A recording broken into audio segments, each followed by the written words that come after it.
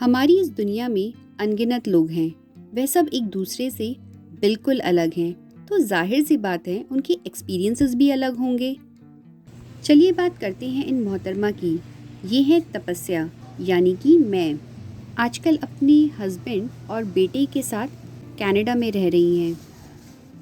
अभी कुछ दिन पहले तक ये इंडिया के number 1 bank state bank of India में जॉब कर रही थी। अपनी पिछली वीडियो में इन्होंने बताया कि 10 साल एसबीआई में जॉब करने के बाद इन्होंने क्विट कर दिया है। इन्होंने ऐसा क्यों किया, किस लिए किया, ये जानने के लिए मैं वीडियो का लिंक डिस्क्रिप्शन में साथ ही वीडियो के एंड में आपको दे दूंगी। आप उस वीडियो को ज़रूर देखना।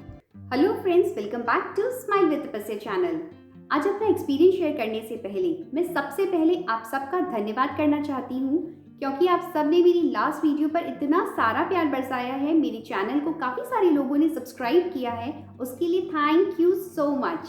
कमेंट सेक्शन में इतने सारे कमेंट्स आए थे, इतने सारे बेस्ट विशेस थे, प्लस कुछ लोगों ने ये भी कहा कि एसबीआई में जॉब करना उनका ड्रीम है और इस तरह की जॉब को मैं रिज़ाइन कर रही हूँ, मैंने क्विट कर दिया है। तो मैं उनको बस यही कहना चाहूँगी कि एसबीआई क्विट करना मेरे लिए आसान नहीं था, बहुत मुश्किल था मेरे लिए।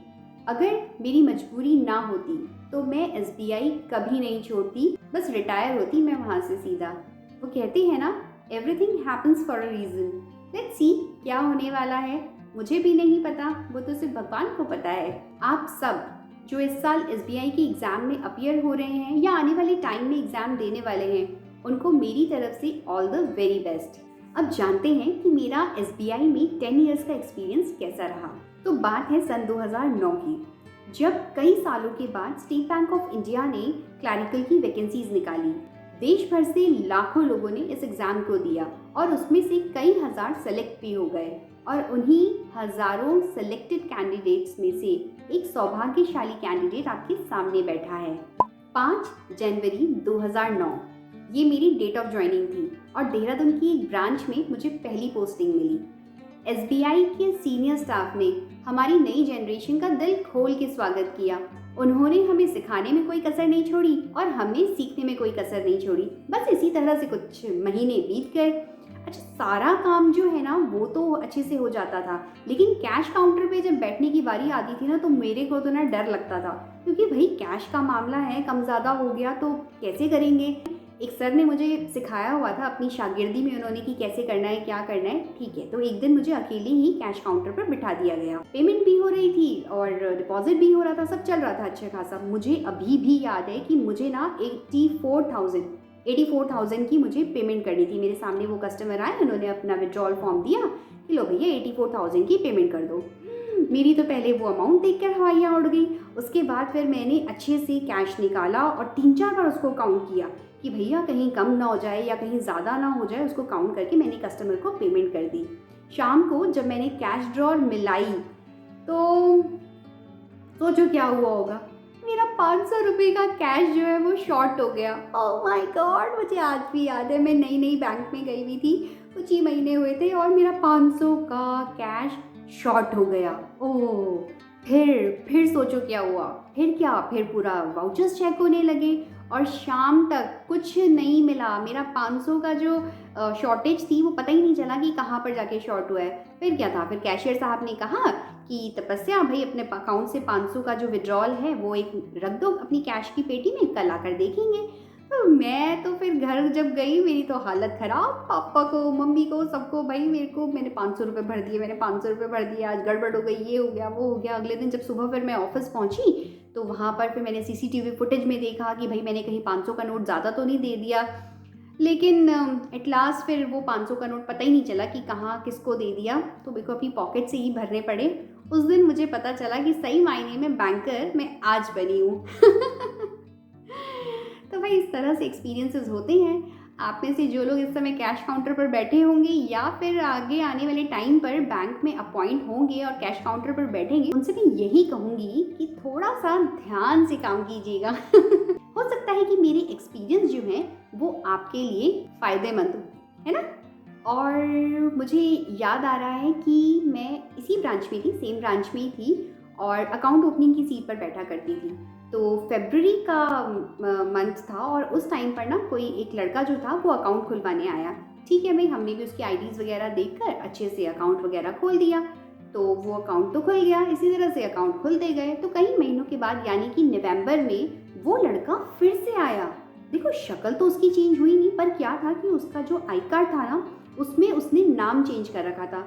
अब क्या है कि ना मेरी जो याददाश्त है ना वो थोड़ी-सी अच्छी ही है। तो मेरे को बेसिकली याद रहती हैं चीज़ें। जब उस लड़के का मैंने फ़रवरी में अकाउंट खोला और आज वो फिर से नवंबर में अकाउंट खुलवाने आया, तो वो डिफरेंट आईडी लेकर आया था। उस टाइम पे उसने दूसरी आईडी से अकाउंट खुलवाया और इस टाइम पे वो दूसरी आईडी लेकर आया, प्लस नाम भी अलग थे। और आप यकीन नहीं मानेंगी, जो वो डीएल जो इस बार नवंबर में लेकर आया था वो एकदम रियल लग रहा था। लेकिन क्योंकि मैं उसका अकाउंट ऑलरेडी उसके किसी और नाम से खोल चुकी थी, तो इस बार जो था वो मुझे क्लिक कर गया कि भाई ये तो कुछ गड़बड़ मामला लग रहा है। मैंने उसको कस्टमर को बोला कि आप 2 मिनट रुकिए, मैं आती हूँ। तो फिर उसके बाद मैं अंदर ब्रांच मैनेजर के पास गई, मैंने उनको बताया कि मैंने कहा सर ये तो कुछ फ्रॉड अकाउंट लग रहा है। तो सर ने बोला अच्छा, तो चलो फिर पता वता करते हैं। फिर इस तरह से हमें फाइनली पता चला कि वो भाई फ्रॉड अकाउंट ही था। उसकी एक्चुअली आईडी जो थी ना वो फ्रॉड थी। वो एक जाली अपना डीएल बनवा कर लेकर आया हुआ था। हमने पुलिस को कॉल किया और फिर पुलिस आके शायद उसको लेकर गई थी, या वो लड़का भाग चुका था तब तक ना, जब तक पुलिस आई वहाँ पर। तो उसके बाद से ये हुआ कि जो पुलिस वाले थे वो मुझे अच्छे से जान गए थे कि भैया ये जो लड़की है इसका दिमाग बहुत तेज़ है, फ्रॉड अकाउंट ये बड़े आराम से पकड़ा देती है। ऐसी तरह से ना मैंने उन 1-2 साल, जितना भी मैं 1 डेढ़ साल अकाउंट ओपनिंग की सीट पर बैठी, मैंने काफ़ी 1-2 अकाउंट पकड़े थे। अच्छा, आपने अक्सर सुना होगा कि ब्रांच में कनेक्टिविटी चली जाती है। तो ऐसा ना मेरे साथ भी बहुत बार हुआ है कि जब हम ब्रांच में होते थे तो भीड़ ब्रांच में बहुत ज़्यादा है और अचानक से कनेक्टिविटी चली गई। अब आप सोचो कि उस टाइम पर कितना मुश्किल होता होगा कि आप कस्टमर को कैसे समझाओगे, क्योंकि कस्टमर को कनेक्टिविटी चली गई और ये सब समझाना बड़ा मुश्किल हो जाता है भाई।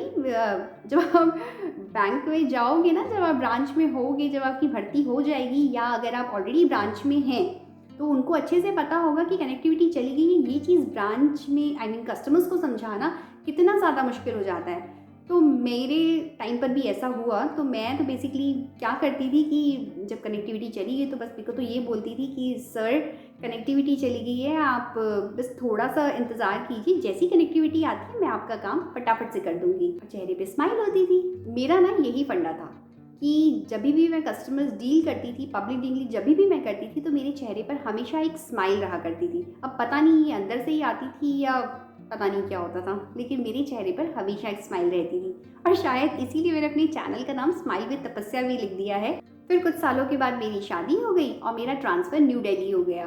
25 फरवरी 2013 को मैंने एसबीआई के local head office new Delhi के एचआर डिपार्टमेंट को ज्वाइन किया और वहाँ पर मुझे लर्निंग एंड डेवलपमेंट यानी कि एलएनडी डिपार्टमेंट मिला। दिल्ली सर्कल में जितने भी ट्रेनिंग सेंटर्स थे वो सारे एलएनडी डिपार्टमेंट के अंडर ही आते थे। और प्रोबेशनरी ऑफिसर जब रिक्रूट होता है बैंक में, तो उसका 2 साल का जो प्रोबेशन पीरियड होता है वो भी एलएनडी डिपार्टमेंट के अंडर ही था। प्लस एक क्लैरिकल स्टाफ जब ऑफिसर में प्रमोट होता है, यानी कि जब वो ट्रेनिंग ऑफिसर बनता है, तो उसका जो 2 साल का प्रोबेशन पीरियड है वो भी एलएनडी डिपार्टमेंट के अंडर ही था। बेसिकली मैं पीओटीओज के एचआर रिलेटेड मैटर्स जहाँ डील होते थे, मैं उस वाली सीट पर बैठती थी। 2016 में जब डिमोनेटाइजेशन आया, उस समय वहाँ पर कस्टमर्स की जो तादाद थी वो इतनी ज़्यादा बढ़ गई थी कि ब्रांच का जो स्टाफ था वो शॉर्ट पड़ने लगा। इसलिए हेड ऑफिस से काफ़ी सारे लोगों को डेपुटेशन पर ब्रांचेस में भेजा गया। मुझे भी दिल्ली की पीबीबी ब्रांच में भेजा गया था। वहाँ पर क्या था कि ऑलरेडी जो काउंटर्स थे, कैश काउंटर्स, उनके अलावा एक्स्ट्रा काउंटर्स खोले गए और मैं भी उनमें से किसी एक काउंटर पर मुझे बिठा दिया गया। मतलब कोई काउंटर नहीं था वो उस टाइम जिसने मुझे बिठाया था, ऐसी कोई टेबल कुर्सी रखी हुई थी, वहाँ पर हमने कंप्यूटर रखा और अपनी कैश ड्रॉर खोल के बैठ गए। एक दिन में आप यकीन नहीं मानेंगे, हज़ार कस्टमर हमने डील करे हैं। और शाम को जब हम अपने वाउचर देखते थे ना, तो इतना ज़्यादा वो भर जाता था ना, गट्ठे के गट्ठे इतने ज़्यादा वो भर जाते थे, इतने ज़्यादा बस क्या ही मैं बोलूँ, बहुत ज़्यादा कस्टमर्स थे। और वो ब्रांच भी क्योंकि दिल्ली की सबसे बड़ी ब्रांच है, तो वहाँ पर तो ऑब्वियसली बहुत ज़्यादा कस्टमर्स आते ही थे। डीमोनेटाइजेशन के नाम से मुझे एक वाकया याद आ रहा है। हुआ यूँ कि उस वही एक्सचेंज ही कर रहे थे, जो 4000 की लिमिट होती थी, तो अपना 4000 दे दिए, 4000 ले लिए, पुराने ले लिए, नए दे दिए, यही चल रहा था। तो शाम हो गई, फिर अपना कैश ड्रॉर बंद किया, जब वो जो मशीन होती है ना जिसमें कैश काउंट करते हैं, उस मशीन में जब अपना बंडल लगाया तो उसने 4 नोट जो है वो निकाल कर बाहर फेंक दिए। वो जो नोट उसने बाहर निकाल कर फेंके, जब उनको लास्ट में देखा, उसमें जब देखा उनको, तो वो उनमें ऑयल लगा हुआ था। तो जो कैश ऑफिसर थे उन्होंने कहा कि भाई तपस्या, ये तो एक्सेप्ट नहीं हो सकते, और ये तो 4000 आपने गलत नोट ले लिए, तो बहुत ज़्यादा ऑयल लगा हुआ है, और आपको अपने अकाउंट से, आपको अपनी जेब से अपना 4000 का विड्रॉल यहाँ पर रखना पड़ेगा। आप ऐसा करो, इसको लेकर जाओ घर पर, इसको वॉश करो और इसको आटे के डब्बे में या चावल के डब्बे में इसको उनके बीच में रखो, ताकि इनका जो मॉइस्चर है वो सूख जाए और सुबह तक ये जो नोट हैं एकदम क्लीन हो जाए, अच्छे हो जाए, सही हो जाए, और हमारी कैश मशीन में ये एक्सेप्ट हो जाए। तो मैं तो एकदम हिल गई, क्योंकि भाई 4000 का इतना बड़ा अमाउंट था, छोटा मोटा तो अमाउंट था ही भी नहीं वो, कि भाई चलो कोई बात नहीं, दे दिया विड्रॉल। अपने अकाउंट से 4000 का विड्रॉल फॉर्म रखा कैश की पेटी में, और फिर वो 4000 के जो नोट थे, ऑयली नोट, वो लेकर घर आई। घर आके फिर सबको दिखाया, father in law, mother in law, husband को, सबको। फिर उनको हमने धोया, शायद फादर इन लॉ ने धोया था, फिर धोकर उन्होंने प्रेस किया, और प्रेस करके ना फिर जो चावल का जो डब्बा था या आटे का डब्बा था, मुझे एग्जैक्टली याद नहीं आ रहा, शायद मैंने चावल के डब्बे में ना हमने उसको डाल दिया, और हालत ख़राब हो रही थी, वही 4000 का मामला था। तो फिर खैर जब नेक्स्ट डे सुबह देखा तो उनको उससे जब डब्बे से निकाला तो वो ठीक दिख रहे थे। अब मुझे टेंशन हो रही थी, क्योंकि मेरे को तो वो ठीक दिख रहे थे, पर भाई ठीक तो तब दिखेंगे ना वो, कि जब हमारी जो कैश की जो मशीन है वो उसे एक्सेप्ट कर ले। अगले दिन मैं लेकर गई, और फिर थैंक गॉड कि वो जो मेरे नोट थे वो एक्सचेंज हो गए, और मेरा विड्रॉल फॉर्म फिर मैंने फाड़ दिया। वरना ओ माय गॉड, इस तरह के एक्सपीरियंस के अलावा कुछ फ़नी चीज़ें भी हो जाती हैं ब्रांच में। जैसे मैं आपको बताती हूँ, जब मैं देहरादून में ब्रांच में पोस्ट थी ना, तो वहाँ पर मेरे लिए पता है इतने सारे मैरिज प्रपोजल्स आते थे ना, क्योंकि उनको लगता था कि नहीं भाई बड़ी प्यारी बच्ची है, बड़ी प्यारी बच्ची है, इसकी शादी तो हम ही कराएंगे, या तो फिर इसे हम अपनी बहू बनाएंगे। तो मेरे को अंकल आते थे और कहते थे कि बेटा तेरे लिए तो लड़का ना हम ही ढूंढेंगे। जो लोग इस समय ब्रांच में होंगे और अनमैरिड होंगे, वो लोग ये मेरी बात से बिल्कुल एग्री करते होंगे कि उनके लिए भी रिश्ते आते ही होंगे, चाहे वो लड़का हो चाहे वो लड़की हो, है ना। क्योंकि कस्टमर जो है वो अपना काम तो करवा रहा है, लेकिन उसकी नज़र कहीं ना कहीं आपके अच्छे व्यवहार पर भी रहती है, कि भैया इसका व्यवहार बहुत अच्छा है, ढूंढते हैं इसके लिए कोई अच्छा सा रिश्ता।